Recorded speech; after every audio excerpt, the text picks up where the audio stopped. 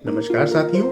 उर्दू जो एक बहुत ही मीठी जुबान है, इसकी उत्पत्ति, इसकी ओरिजिन हमारे भारतीय उपमहाद्वीप में हुई और ये संस्कृत, अरबी और फारसी से मिलाकर ये भाषा बनी है। जितनी मकबूलियत, जितनी प्रसिद्धि हिंदी हमारे देश में पाती है, लगभग उतनी ही प्रसिद्धि और मकबूलियत उर्दू से जुड़ी हुई है।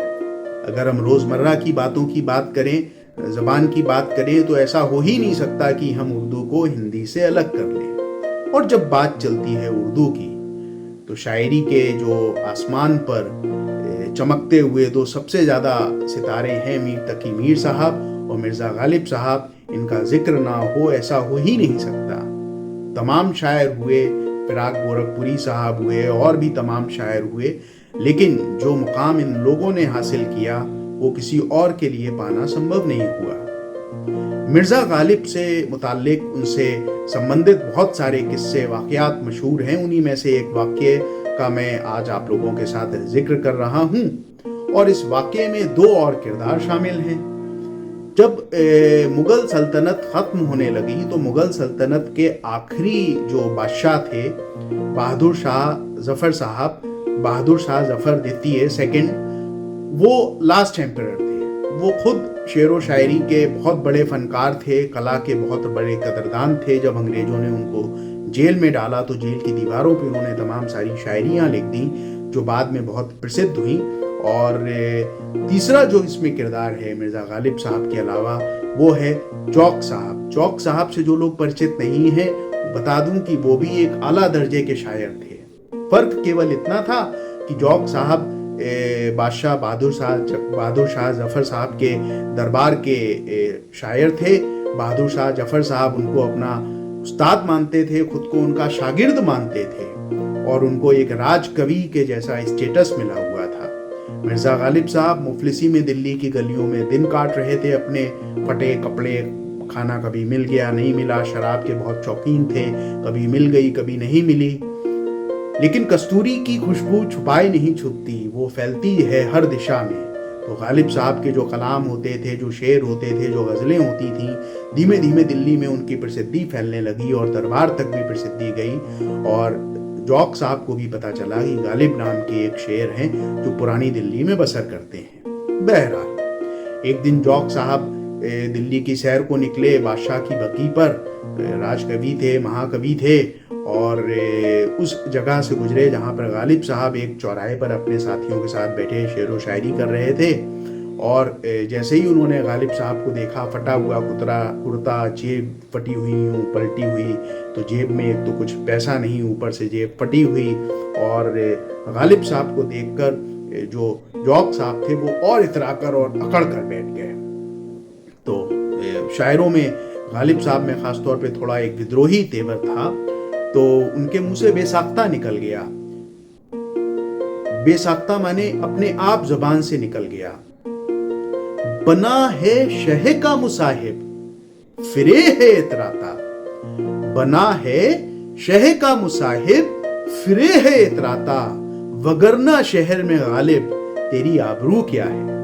अब ये बड़े लोगों का एक तरीका होता है कि अगर कोई बेइज्जती की बात होती है तो वो खुद पे कर देते हैं। तो उन्होंने कहा बना है शह का मुसाहिब, शह माने बादशाह, मुसाहिब माने चाटुकार, तो बना है बादशाह का चाटुकार। वगरना शहर में गालिब, तेरी आबरू क्या है।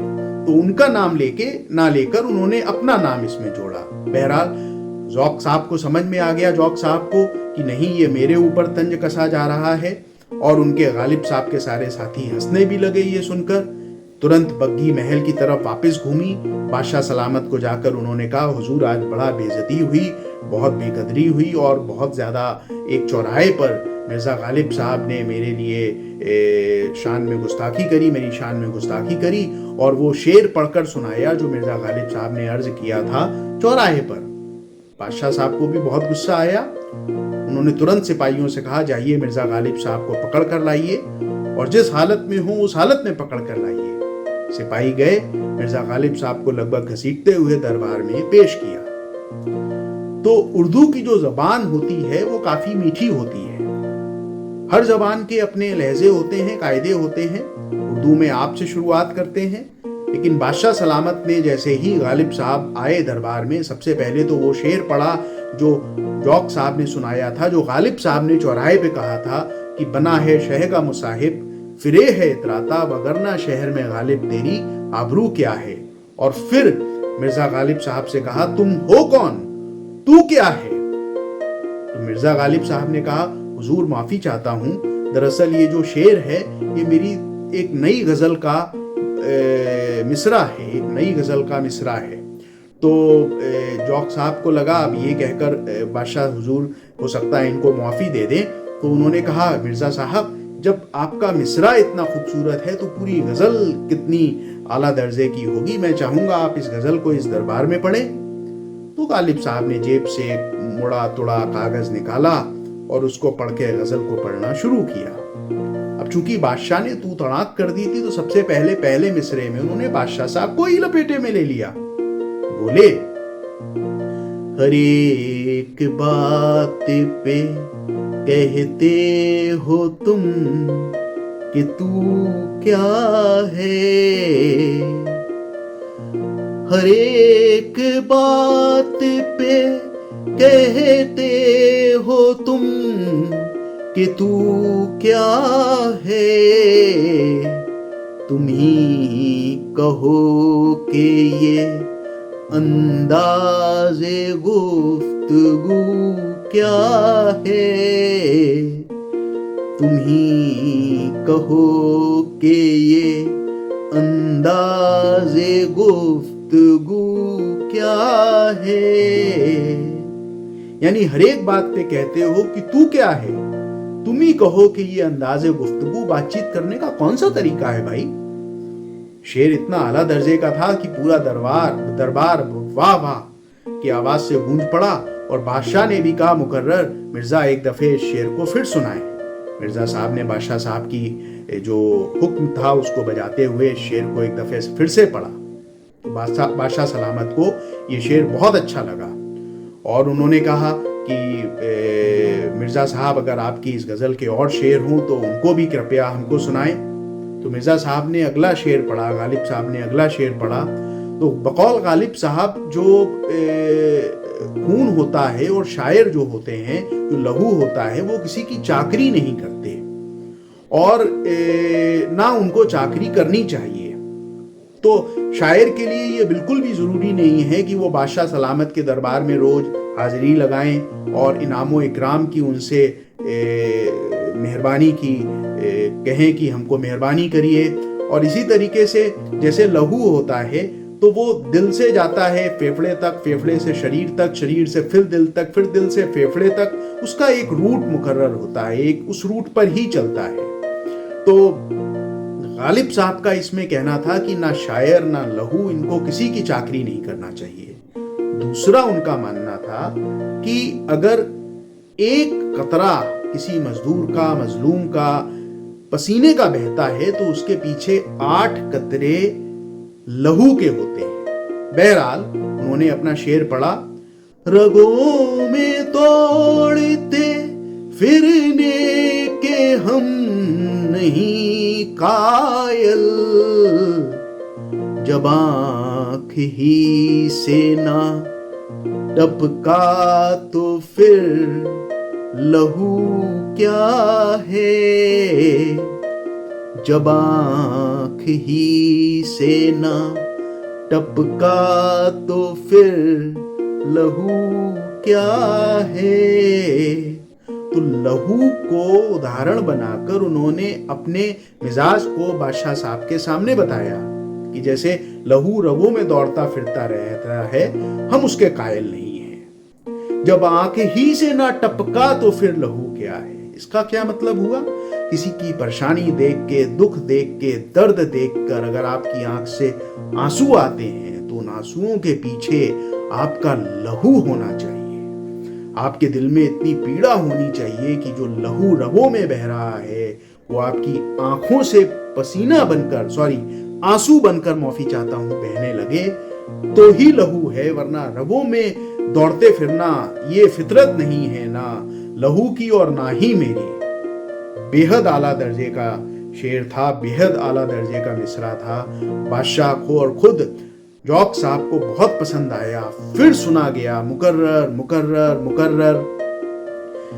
तो अब गालिब साहब ने जो अगला शेर पढ़ा वो भी बादशाह के लिए ही था, बादशाह सलामत के लिए ही था, उन पे एक तरीके से तंज के तौर पर। जला है जिस्म जहां दिल भी जल गया होगा, जला है जिस्म जहां दिल भी जल गया होगा। कुरेदते हो जो तुम राख जुस्तजू क्या है, कुरेदते हो जो तुम राख जुस्तजू क्या है। यानी गरीबी में, गुर्बत में मेरा शरीर तो पहले ही, जिस्म तो पहले ही जल के राख हो चुका था। आज आपके सिपाही मुझको घसीट कर लाए तो मेरा दिल भी जल गया, सब कुछ राख हो गया। तो ये जो आप तारीफ कर रहे हैं, जो मुकर्रर कह रहे हैं, अब तो सब जल के राख हो गया, इसमें क्या तलाश रहे हैं? जुस्तजू क्या है? जुस्तजू का मतलब तलाश। तो आप क्या तलाश रहे हैं इसमें? बहरहाल बादशाह सलामत जौक साहब को यह एहसास हुआ कि ये बेहद आला दर्जे के शायर हैं और इनके साथ जो सलूक हुआ है ये कतई नहीं होना चाहिए। और बादशाह सलामत ने अपने उस्ताद और पूरे दरबार की तरफ से उनसे माफ़ी मांगी और तमाम इनामों और इकराम से उनको लाद दिया। बहुत सारे कीमती वस्त्र, शाही लिबास और अशरफियाँ उनको पेश करी कि आप ये लीजिए। अब गालिब साहब तो शायर थे और उनकी बात अभी पूरी नहीं हुई थी। उन्होंने कहा, हुजूर एक मिसरा और है, इजाज़त हो तो पेश करें। तो बादशाह सलामत को तो बहुत ज़्यादा लुत्फ आ ही रहा था, तो उन्होंने कहा, बिल्कुल, इरशाद इरशाद। तो गालिब साहब अब आगे बोलते हैं, चिपक रहा है बदन पर लहू से पैराहन, चिपक रहा है बदन पर लहू से पैराहन। हमारी जैब को अब हाजते रफू क्या है, हमारी जैब को अब हाजते रफू क्या है। चलिए समझते हैं इसको। चिपक रहा है बदन पर लहू से पैराहन। लहू माने रक्त, पैराहन माने जो उन्होंने कुर्ता पहना था जिसकी जेब फटी हुई थी, जिसकी जेब फटी हुई थी।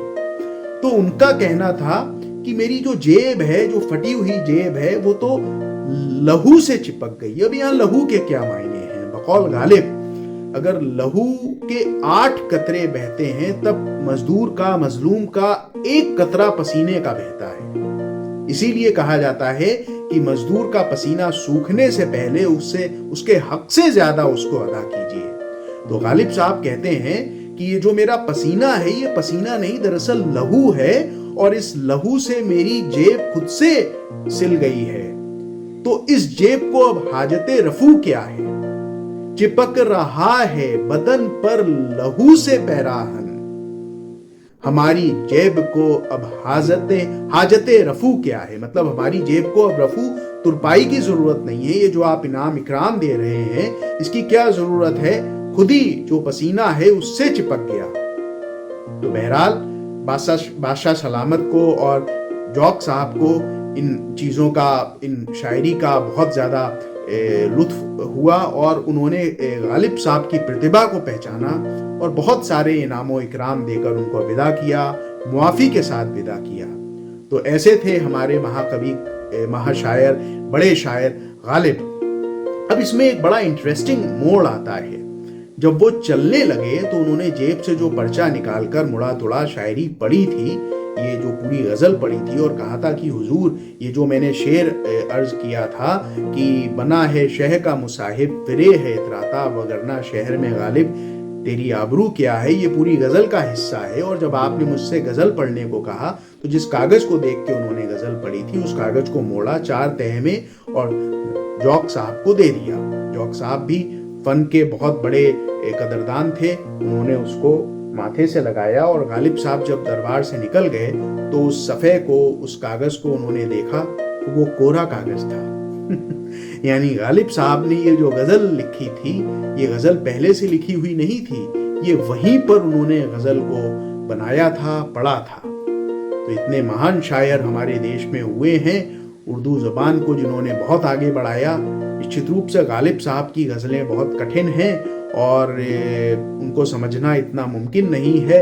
हर गज़ल के पीछे कितने सारे मायने होते हैं, थीसिस होती हैं, पीएचडी होती हैं उन पर। उसी में से एक उनकी बहुत फेमस जो गज़ल थी उसके पीछे का वाक़या आपके सामने, आपके साथ मैंने बांटा। आशा करता हूँ आपको पसंद आया होगा। आगे भी ऐसे और वाक़यों के साथ आपके साथ मिलता रहूँगा। बहुत बहुत शुक्रिया। धन्यवाद।